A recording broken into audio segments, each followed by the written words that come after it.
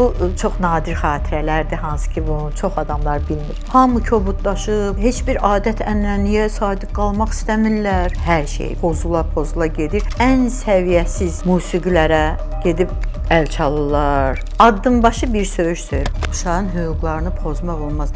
Absurd bir fikirdir. 4 yaşında, 5 yaşında, 6 yaşında uşaq nə qərar verə bilər? Xəbərləri var müəllimlərin. Dərsdə, tənəffüsdə nə baş verir? Qadın və kişi heç biri öz funksiyasını yerinə yetirməməklə məşğuldur. Böyük əksəriyyət qadınlardadır günah. Yoldaşı deyir, olar filan yerə gedim, olmaz. 10 manat verəcəm sənə. Hə, yaxşı ver, get. Sən mənim yanımda o qədər rahat ola bilməzsən. Arvadlı kişili, qızlı oğlanlı, hamısı keçirdirlər əyinlərinə bu əynə yapışan materialları. Mən düşünürəm ki, bundan da pis olacaq. Kim nə qədər özünü qoruya bildi. Əvvəla onu deyim ki, mən Keşrədə 18 yaşına kimi böyüsəm də, mənim həyatımın yarısı şəhərdə keçib. Çünki biz məktəbə şəhərə getmişik. 4 uşağın 4-ü də. Və ona görə biraz istər-istəməz bizim düşüncələrimiz fərqli idi, yanaşmamız fərqli idi. Biraz elə bir ki, o mühitdən, oradakı mühitdən biraz uzaq qalmışdıq. Amma belə deyim də, mənim ailəmin özünün içində çox böyük mental dəyərlər var idi. Elə biri babam hansı ki molla idi, Yasin oxuyurdu. Çox zəhimli kişi idi. Amma eyni zamanda da çox hörmətli, dəyərli bir insan idi bizim üçün də və ətraf üçün də. Və mən harda gördüm? 12 yaşım olardı, o rəhmətə getdi. Və Bakı kəndlərinin hər birindən yaşlı 70, 75, 80 yaşında kişilər gəlmişlər onun məclisinə. Hamısı hönkür-hönkür ağlayırdı. Mən o zaman bir daha başa düşdüm ki, o nə qədər dəyərli bir insandır. Biz evdə oturub çörək yeyəndən sonra, onlar babanın yanına düşüm, atam deyirdi, hə get. Gəlirdim, otururdum yanında, görürdüm ki, bu insan nə televizora baxmır, ömründə baxmamışdı. Nə əlavə yeməklər, yediyi yeməklər nə idi? Xiyar, pomidor, pullu balıq, müsəlman yediyi balıq, külündə kartof, qaynadılmış kartof. İnsan o qədər iştahla yemək yeyirdi ki, bu dəqiqə yemək yeyib düşmüşəm. Yemək yemək istəyirsən, deyirəm ki, hə, mənim üçün də düzürdü o balaca kvadrat xiyar, pomidor, pendir, yanında balıq verirdi. Onu bir iştahla yeyirdim ki, elə bir ki, heç bu dəqiqə yemək yeyib düşməmişəm. Babam da elə bir mövzu yox idi ki, bizi nəyisə öyrətsin. O bizə ancaq baxış qoyurdu, görüb götürək.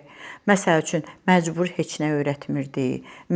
Biz yalnız və yalnız kəlmə şəhadətimizi bilirdik. Biz bilirdik ki, kalbasa yeyəndən sonra babanın gözünə görünə bilmərik, götürmür belə şeyləri.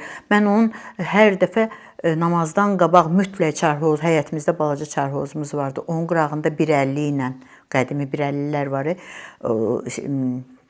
dəmir materialdan. Onunla dəstəmaz almağını görürdüm. Mən onun hər 5-ci gün cümə məscidinə getməyini görürdüm. Onun mütləq fitəsi var idi. Hamama getməyini görürdüm. O bilirsiniz necə rəhmətə getdi? O uzandı, heç bir xəstəliyi yox idi. Uzandı, bir həftə uzandı. Hətta birində sayıqlayırdı. Durub yerindən, baba hara gelirsən? Baba xəstədir bu adam, hara gelirsən? Məscidə gedirəm, cümə günüdür. Yox, cümə deyil.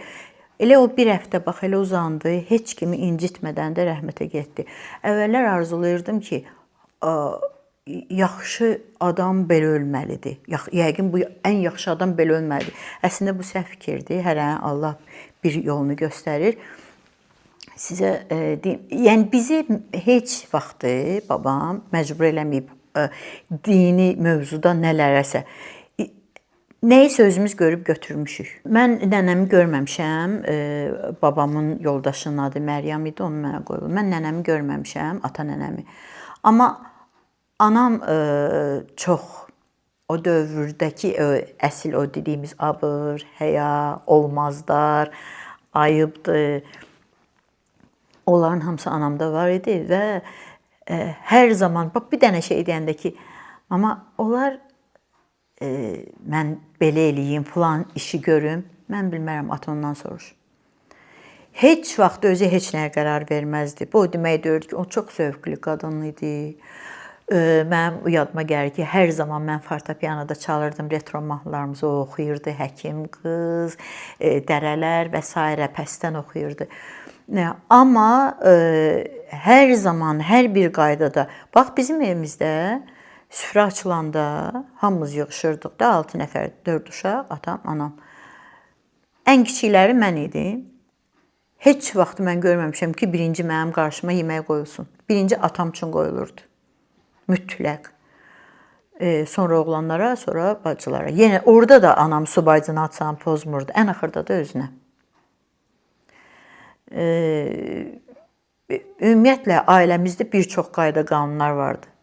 Məsəl üçün, atam işdən gələndən kimi anam bütün ev işlərini görüb qutarmalı idi. Mümkün deyirdi ki, atam gələndən sonra anam qabilsin və yaxud da haransa silsin. Mümkün deyirdi.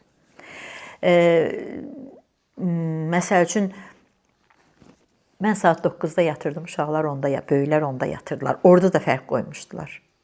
Biz heç vaxtı hər kinoya baxa bilməzdik. Bizim baxdığımız kino Ştirliç idi, ömrün 12-ci baharı. Daha nəyə baxırdıq biz? Yəni, demək olar ki, məhdud dərəcədə biz filmlərə baxırdıq. Çünki atam bilirdi ki, oradan bizə lazım olmayan nələrsə biz görə bilərik. Vremiyaya çox baxırdıq. O zaman mən yatırdım. Belə. Sonralar retro filmlər çıxdı, icazə verirdi həftədə. Hind kinolarına baxa bilərdik.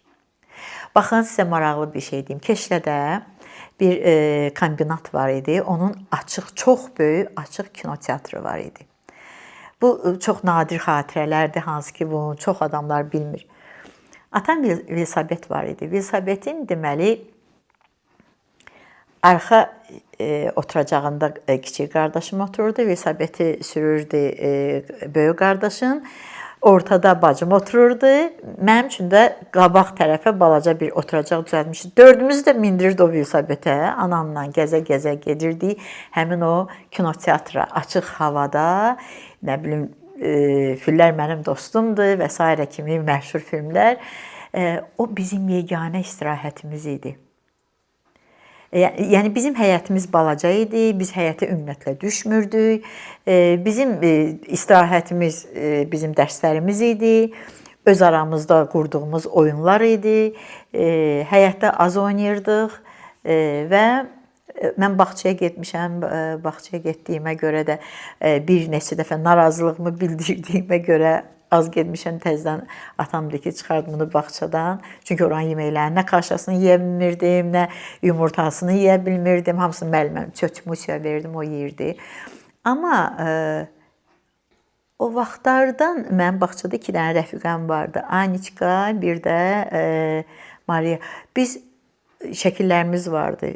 Böyüyəndə də onları axtarırdım mən ki, yəni hələ balaca idik, 6 yox, 4-5 yaşımız vardı, biz artıq dostluq eləməyi bacarırdıq. Mənim indiyənə kimi uşaqlıq rəfiqəm var, qapı qonşu rəfiqəmiz var, Münəvvər. İndiyə kimi mən ondan dostluq edirəm.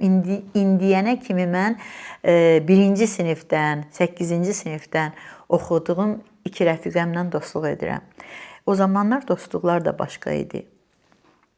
İnsanların bir-birinə sevgisi, hörməti də başqa idi. Demirəm, indi yoxdur, indi də var. Amma o zamanlar bir başqa dadda olurdu bunların hamısı. Əvvəllər daha çox qohum-əqrəbə yığışırdı, əmi uşaqları, xala uşaqları, bibi uşaqları. İndi o yox dərəcəsindədir. Əvvəllər heç kimin qapısını zəng vurub gəlmirdin. Mütləq döyürdü, qapını açırdı. Qonaqlarımız gəlib. O bir başqa ləzzət verirdi. Əvvəllər qızların qız rəfiqələri olurdu, məktublaşırdılar. Məsəl üçün, indi hal-hazırda qalıb o Novruz bayramında yığışıb, 4-5 qadın yığışıb, 100 dənə, 200 dənə şəkər bura, qoğal, paxlava bişirsin. Biz və sonra nə qədər paylayırdıq qohuma, qonşuya, nə qədər paylayırdıq o bişirdiyimiz şirniyyatlardan. Yadıma gəlir Novruz bayramında biz bayramlaşmağa gedirdik. Mən bir ara çox narazı qalmağa başladım. Bu nədir belə, bu nədir? Hər şey dəyişib, hamı soyuqlaşıb, hamı kobudlaşıb, hamı heç bir adət-ənənəyə sadiq qalmaq istəmirlər. Köçlədə biz yaşayanda bizə kosa ilə keçəl gəlirdi. Yəni başqa yerlərdə bilmirdim necədir. Hardasa papaq atanda mənə çatmırdı. Mən əsas görürdüm ki, uşaqlar geyinib keçirlər, üz gözlərini bəzəyiblər, elə məhəllənin uşaqları nağara ilə dumbul çala-çala gəlirdilər, atam açırdı, deyirdi ki, oynamasanız hədiyyə verməyəcəm sizə. Mütləq oynayırdılar. Sonra biz bunlara Novruz payını verdik. Sonra bu itdi, ancaq papaq qaldı. İndi heç papaq da atan yoxdur qapılarımızda. O papaq atan uşaqlar da qalmayıb, çox azdır. Sizin qapıya papaq atan çox olur hər Novruzda.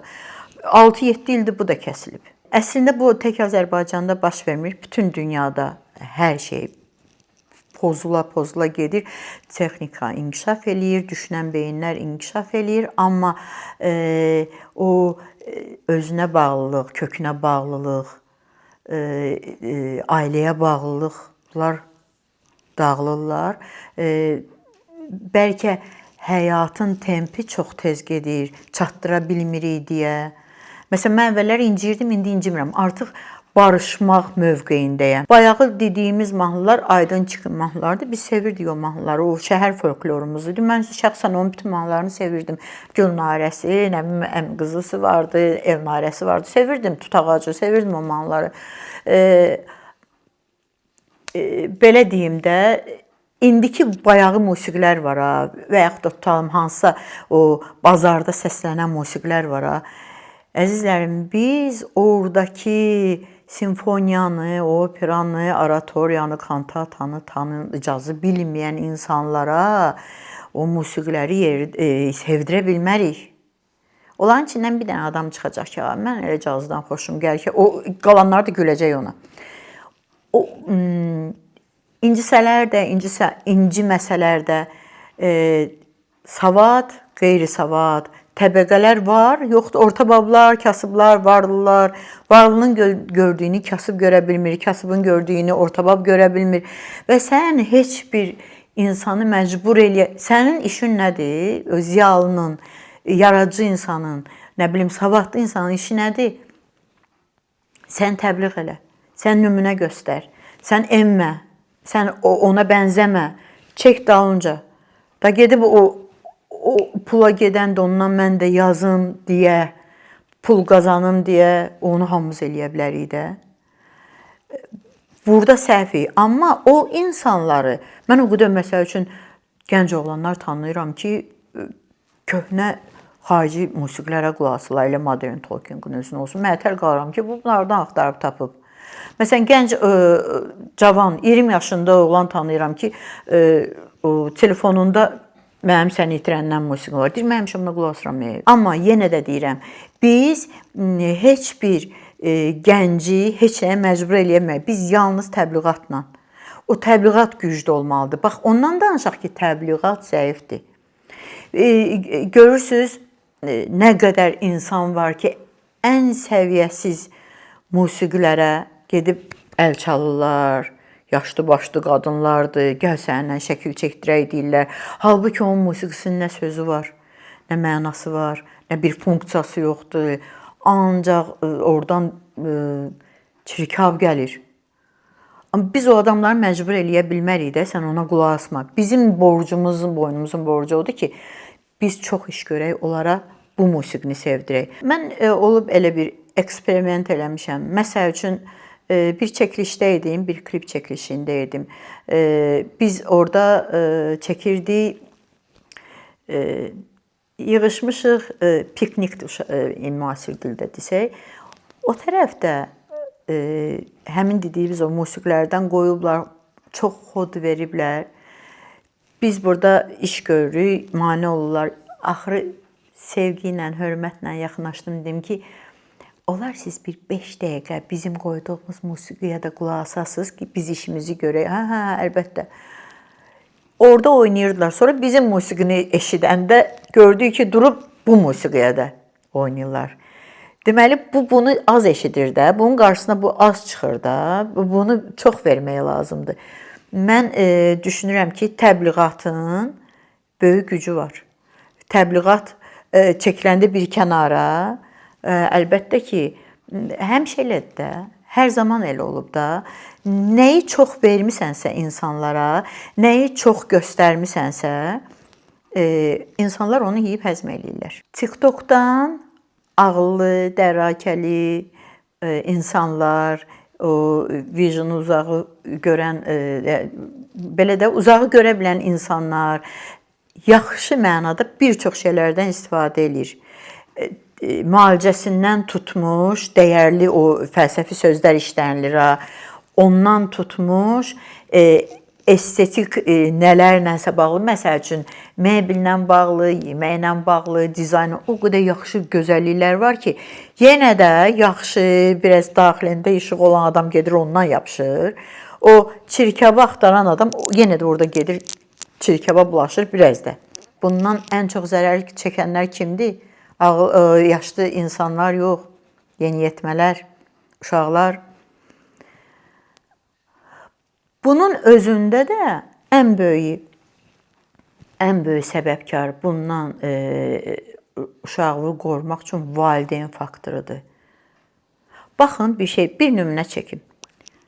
Həyətdir, arada pəncərədən boylanıram, uşaqlar futbol oynayırlar. Mənim evladlarım həyətə düşməyiblər. Çünki onlar da şəhərdə oxuyublar, 23 nömrəli məktəbdə. Dərsdən gəliblər, dərsdən oxuyublar. Qonaq getmişik və yaxud da başqa cür əyləncələri olub, hardasa əyləniblər. Həyətdə böyüyən uşaq olmayıblar. Və mən baxıram ki, orada indi hal-hazırda tam 12, 11, 13, 14 yaşında uşaqlar futbol oynayır. Addımbaşı bir söyüş söyür, addımbaşı bir söyüş söyür. Hər oynayır, söyüş söyür. Dayanmadan sonra heç bilmirik onun mənası nədir bəlkə də.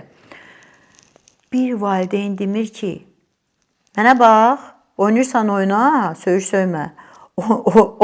Söyüş söyürsən evə gəl. Səni bir də söyüş söyən görmür. Yəni, valideyn üçün adi bir halda onun uşağının. Bunu mən eşidirəmsə 9-cu mərtəbədə, 4-cü, 5-ci mərtəbələr də bunu eşidir, 9-da eşidir. Sən evladıva niyə qanun qoymursan ki? Mən deyirdim, bax, əgər bir neçə və düşüb həyətə, düşürsənsə həyətə, bu həndəvərdən kənara çıxma. Velosiped sürürsənsə, bu həndəvərdən kənara çıxma. Bir də görürsən, maşın yolunda xalqın uşaqları velosiped sürür. Mən deyirəm, bunun anası hara baxır? Söyüşün biri bir qəpiyə. Bunun anası hara baxır? Və yaxud da əlində çörək yemək, düşmək nədir? Yadınıza gəlir, necə ayıb bir şey olur. Bax, sosial şəbəkələrdən danışırsınız. Hərəsi çəkir bir dənə kabab dəstgahını, qoyur manqalda kabab pişirir. Sən bunu çəkib niyə Facebooka qoyursan? Üzr istəyirəm, elə hamilə qadın var ki, onu aylarla yeyə bilmir, imkanı yoxdur. Sən onu niyə çəkib şəklini qoyursan? Kim harda oldu? Mənim sosial şəbəkəmə baxsa, siz bir dənə şəkil tapa bilməzsiniz ki, mənim qabağımda süfrə olan şəkil olsun. Çünki mən qarşımdakı insanlara hörmətlə yanaşıram. Bəlkə onun imkanı yoxdur, bəlkə onun tamağı çəkdi, bəlkə meysi çəkdi, bəlkə həqiqətən də arzulayır. Paylaşdığım olub, şəhidlərimizin ruhu üçün halva çalmışam, paylaşmışam, baxış qoyuram. Ki, şəhidlərimizin ruhunu ancaq ölülərimiz üçün, yox, şəhidlərimiz üçün də halva çala bilərik. Heç halva çala bilən gəlinlər qalıb, çox azdır, çox azdır. Ümumiyyətlə, süfrə başına uşaqları yığıb, birinci ata üçün yemək çəkilər. Elə ailələr qalıb, ümumiyyətlə, süfrə başına yığışmaq. Elə ailələr qalıb, cəmaat səhər yeməyini hamımız qeyri başqa yerdə yeyirik. Səhər yeməyinə yığışır. Hərdən mənə sual verirlər ki, bax, bu qədər pis mühit, hadisələr nədən qaynaqlanır? Niyə insanlar bu qədər qəddar? Deyirəm, sevgi azlığından. Necə sevgi azlığından? Sevgi azlığından. Sevgi çox olsa, Müharibə olmaz. İnsanları qırmaq, insana sevgi çox olsa müharibə olmaz. İnsanları öldürmək istəməzlər.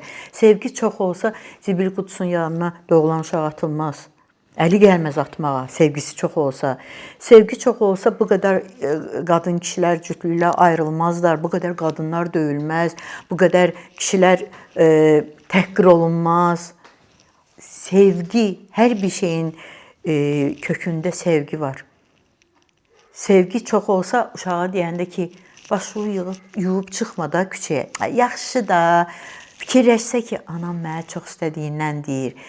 Dəyməyim də xətrinə. Deyir, yuma da. Elə qurum rejimimi ki, gecə yum, səhər çıxım. Sevgi çoxluğundan olsa, sevgi azlığı olmasa, o zaman çox problem. Mən belə düşünürəm.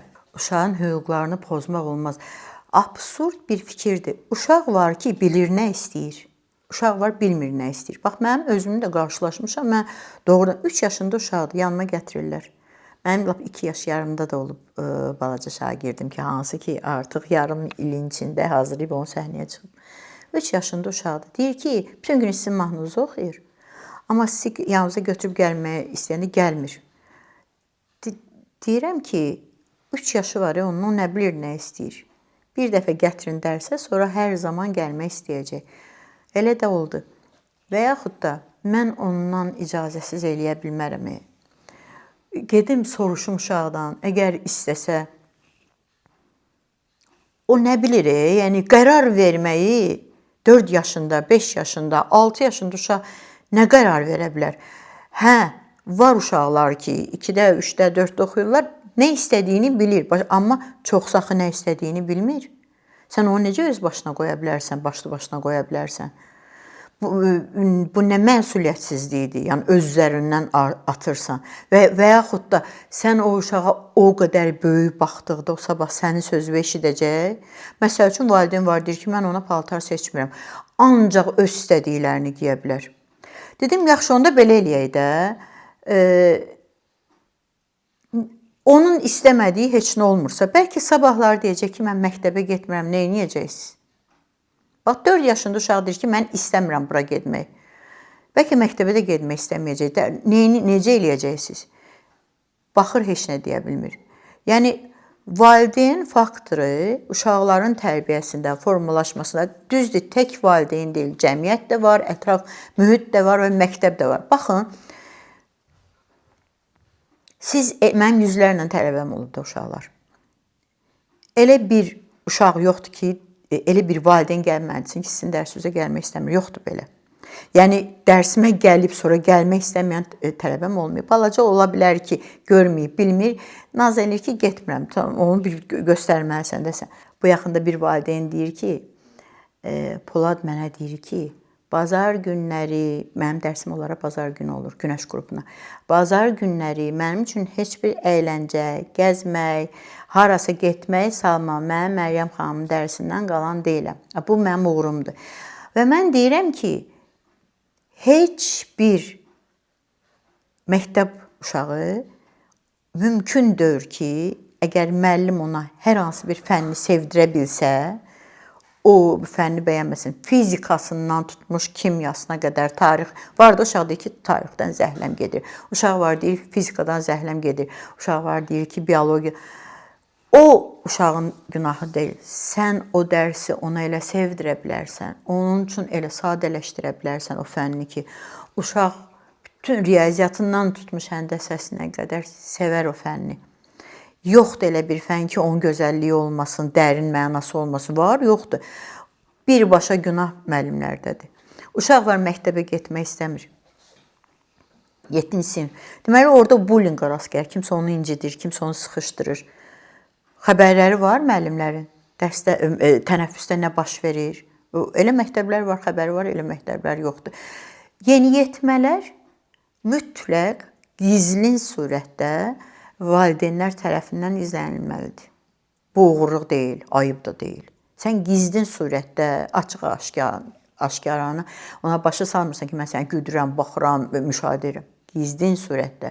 Sən hər zaman bilməlisən ki, sənin uşağın keyfi necədir, nə ilə məşğul olur. açdığı səhifələrdə haralara girir. Elə dəhşətli səhifələr var ki, internet üzərində. Uşaqlar var ki, gecə 80-ə o qədər döyüş oyunlarını oynayırlar ki, xəbəri yoxdur uşağından ki, bu gecə yatır 80-ə yatır. Pis yuxular görür. Mən bunları görmüşəm, mənə danışıblar. Öz evladımda da olub. Məsələn, mən onlara saat verirdim də, müəyyən saat. İnciyirdi, küsürdü. Hətta o bəzi səs yazmalarda qalıb ki, ana, nə olar, biz day səni incitməyəcəyik. İcazə ver də qardaşımla biraz da kompüterdə oynayaq. Ümumiyyətlə, hər şeyi uşağa çox verəndə onun arzu etmək bacarığı ölür.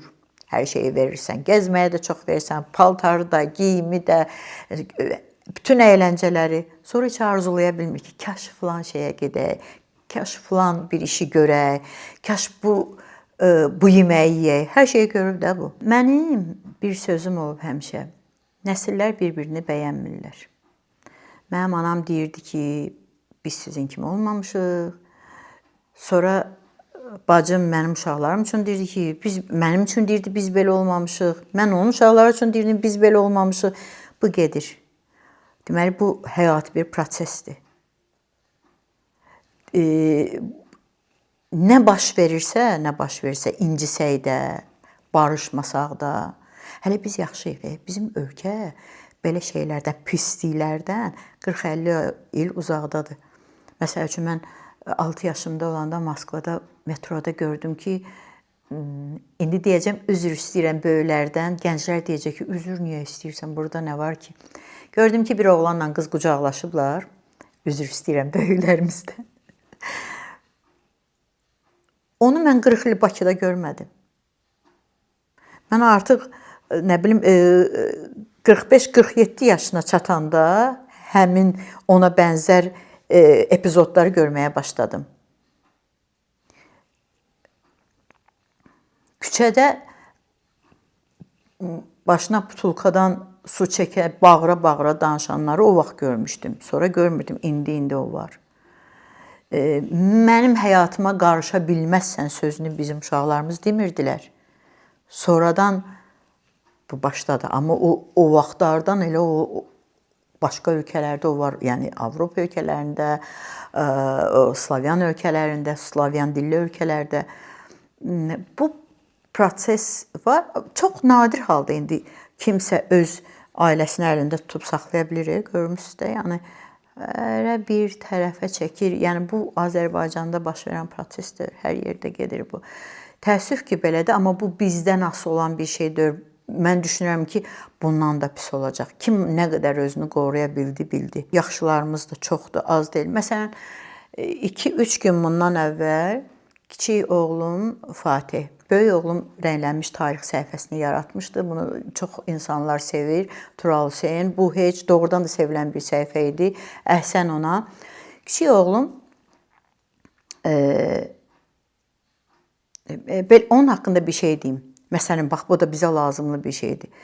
Məktəbdə oxuyurdu, 23 nömrəli məktəbdə. Bir gün gəldi, dedi ki, müəlliməmiz bizə Vaqifin əsərini oynayacaq. Mənə Tərxəyin obrazını verdi.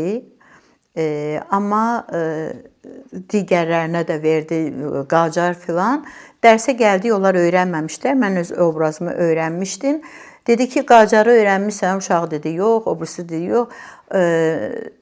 Mənim oğlum deyib ki, istəyirsiniz verin, mən oynayayım Qacarı. Yox, sən oynaya bilməzsən, sənin boyun balacadır. Mən dedim ki, sənin müəllimən yaxşı bilmir. İskəndər elə tarixən balaca boy insan olub. Nəysə, bu iki obrazın ikisini də öyrəndi. Çox gözəl də, möhtəşəm bir şəkildə hamı gəlib təbrik edir ki, Fatih, nə gözəl oynadın. İndi qandan da keçir, evdə yaradıcı mühit var, özü də görüb, götürüb. Nəysə, müəllimin səhvi ondadır ki, uşağın potensialını öldürür. Heç tanımır ki, kimin içində nə qabiliyyət var. Bizim müəllimlərimiz çox diqqətli olmalıdırlar, ayrı seçkilik salmamalıdırlar. Elə uşaq var ki, onun içindəki işarətini söndürə bilər. Valideyn özü uşağına çox kənardan baxmaq, müşahidəçi olmalıdır. Bu nə istəyir, nə bacarır, bu fikirlidir, buna meyillidir. Və bu günləri bir neçə gün bundan əvvəl Fatih uzun zaman idi. Uzun zaman deyəndə bir neçə ayda hazırlaşırdı bir tədbirə. Evladlarımın hər ikisi, Tural da, Fatih də dizaynerdirlər. Bir cəmiyyət yaradıb, adını qoyub Divan. Fatihlərin divanı. Həmişə deyirdi ki, mənim adım türklərdən götürmüsən. Deyirdim, yox, Hüseyn Cavidin Fatihlərin divanı əsərindən götürmüşəm oradan. İndi özü Divan adlı bir cəmiyyət yaradıb, gənc dizaynerləri yığır ora, böyük bir komandaları var və o gün birinci tədbirlərini elədilər. Artıq sözünü demiş, işgüzar, bacarıqlı dizaynerləri, hansı ki, onlardan, gənclər onlardan öyrənə bilər, onları spikerlər çağırıblar, böyük bir tədbir keçdi. Baxıram, görürəm, nə gözəl gənclərimiz var, necə maraqlı suallar verirlər.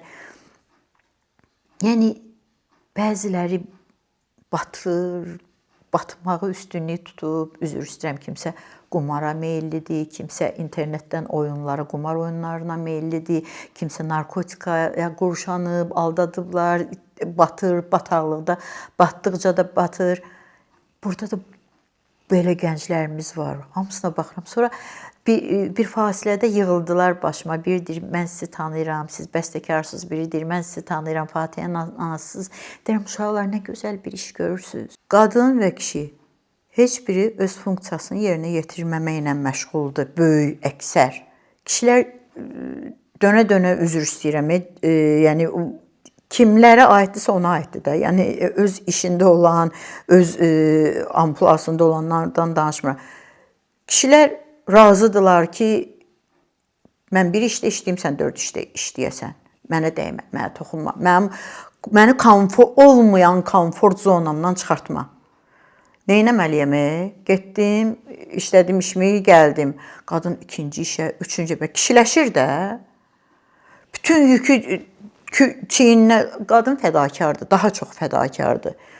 Valideyn olaraq istəyir uşağı giyinsin, oxusun, niyə oxumasın axı? O qədər funksiyalar dəyişib ki, o qədər qadın yüklənir ki, istər-istəməz o dəyişir, şuuru da dəyişir, psixologiyası dəyişir, yük daşımaqdan kişiləşir, hamımız maşın sürürük, artıq kişilər kimi kənardakı maşınlarla sürücülərlə dava eləyənlər, yəni belə olmamalıdır, zərif qalmalıdır. Daha çox məsuliyyəti biz həmişə gördük ki, kişilərdə olurdu, indi əks gedir. O zaman da o özündən arxayınlaşma o qədər gedir. Ən gözəli nə idi? Utanasan, çəkinəsən, zərif olasan. İndi bu belə ola bilməzsən, axı batıb gedərsən. Məcbur olursan ki, kobudlaşasan, mübarizə aparasan, bütün problemləri həll eləyəsən, bazarlığı da görəsən, problemi də həll eləyəsən. Böyük əksəriyyət qadınlardadır günah, necə qadınlardadır? Səbir etməmək baxımından, hər şey bu dəqiqə olsun, hər şey indi olsun, yaxşı olsun, güclü olsun. Kişilərdə də günah var, məsuliyyətlərini lazım kimi daşımırlar. Bilsələr əgər, böyük problemlər olanda, bağışlanmaz problem olanda, həqiqətən də böyük, belə baxırsan, altında böyük dərdlər var, onu danışa bilmirsən, deyə bilmirsən, onlar olanda başa düşmək olar. Amma 2 dəfə mənim üstümə səsini qaldırdı, 3 dəfə dedi ki, bunu eləyə bilməzsən, vəssalam, sən mənə bunu deyə bilməzsən. Artıq görürsən ki, mən kişilər tanıyıram ki, yoldaşı deyir, olar filan yerə gedim, olmaz. 10 manat verəcəm sənə, qoy da gedim. Hə, yaxşı ver, get. Bunu da görmüşük. Və ən qədər bundan başqa nümunələr var.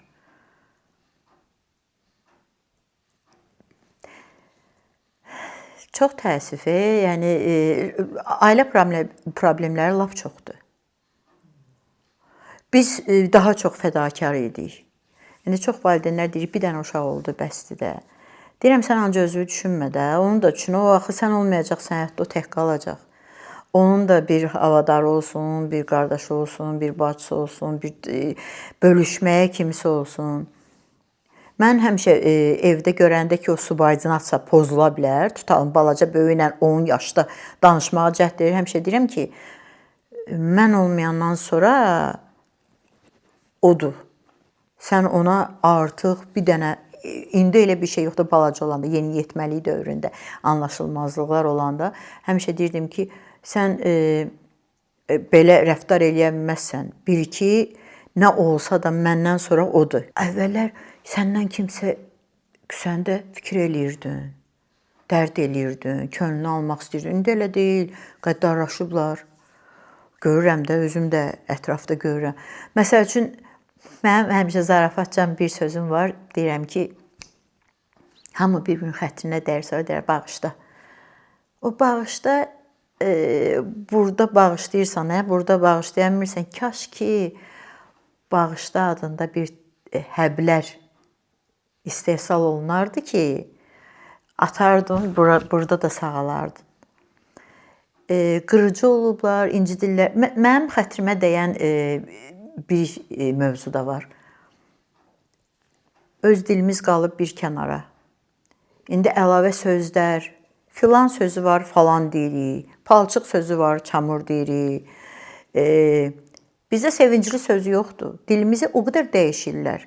Bizdə bütün seriallarımızda belə gedir. Qadına deyirlər, evlənmisən, qadına evlənmisən deməzlər. Deyərlər, ailə qurmusan. Ya qadın deyər ki, mən evliyəm, evli deməz. Deyər, mən ailəliyəm. Kişi deyər, mən evlənmişəm. Elə redaktorlarımız, senaristlərimiz özləri bunlara fikir vermirlər. Və yaxud da bir çox sözlər var ki, var da sənin öz dilində bu söz var. Mən demirəm, türk dili də onların əksinə getmirəm. Sadəcə sənin öz ədəbiyyatında bu var da, bundan istifadə elə də. Bizlər, sizlər sözü bizdə yoxdur. Biz elə cəm şəkildədir. Bu var da, sən bundan istifadə elə də. Müəllim sözü var da, sən onu niyə xoca sözü ilə əvəz eləyirsən? Bəli, türk liseyində sənsə ola bilər, türk dilində təhsil alırsansa ola bilər. Və nə qədər belə sözlərimiz var ki, onları dəyişirlər, sıradan çıxardırlar.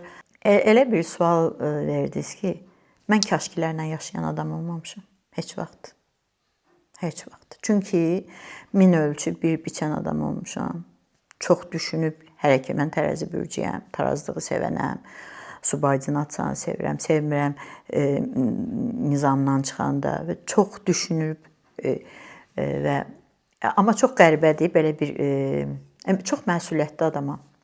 Bununla bağlı bir kaşkilər və məsuliyyətlə bağlı sizə maraqlı bir hadisə danışacağam. Deməli 2018-ci ildə Əlhan Səmədovla tanış oldum, Müəlliflər Hüquq Agentliyində və şikayət elədi ki, mən şeir yaza bilmirəm, mahnılarım var, ona şeir yazanlar yoxdur, bacarmırlar.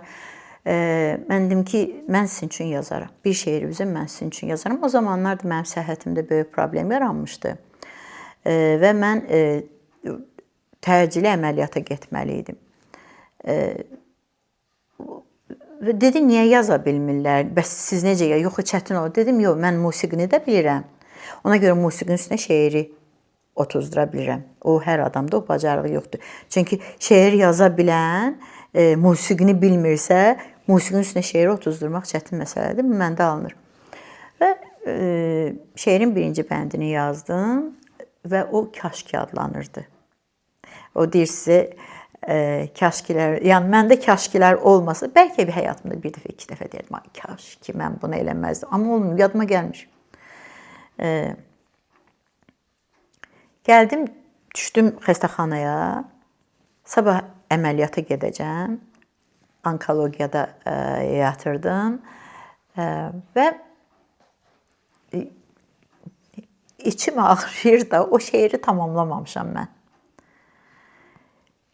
Səhər, artıq hazıram, səhər o başlandan əməliyyata gedirəm və əməliyyatın sonunda bilinmir nə olacaq, sağ qalacam, qalmayacam, nə böyük bir problemə düşmüşəmsə, mən gecə saat 1 idi, 2-nin yarısı idi, o şeiri tamamladım, qurtardım məsuliyyətimdən, pik səviyyədə o məsuliyyətimə görə. Yəni cəmaət canınla əlləşir. Sən burada öz halvı qalmışsan. Şeiri yazdım, bitirdim və onu göndərdim. Ərxan müəllim artıq Türkiyədə idi. Göndərdim, ona yazdım ki, mən bilmirəm.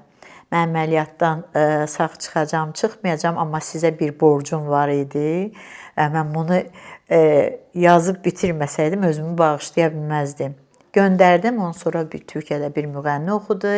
Elə bu yaxında yenə də bir versiyasını göndərmişdi mənə, video versiyasını. Sonra mən ona, o mənə qayıdış elədi, dedi ki, siz nə boyda bir iş görmüsünüz də, yəni belə bir şey olar, siz səhhətinizlə.